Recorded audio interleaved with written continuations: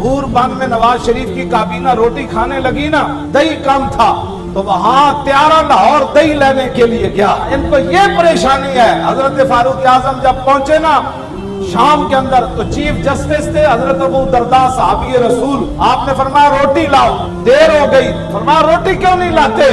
सुनो, मैं इस इस्लाम की बात करता हूँ जो पूरी दुनिया को दर्द उठे। एक चीफ जस्टिस भी रोटी खाने के लिए बैठे और अमीरुल मोमिनीन भी बैठे।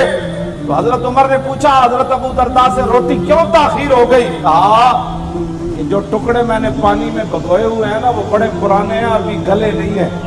जिस मुल्क का चीफ जस्टिस भी खुश टुकड़े खाए, अमीरुल मोमिनीन भी टुकड़े खाए, तो उस मुल्क के अंदर दरिया के किनारे बकरी का बच्चा प्यासा नहीं मरता।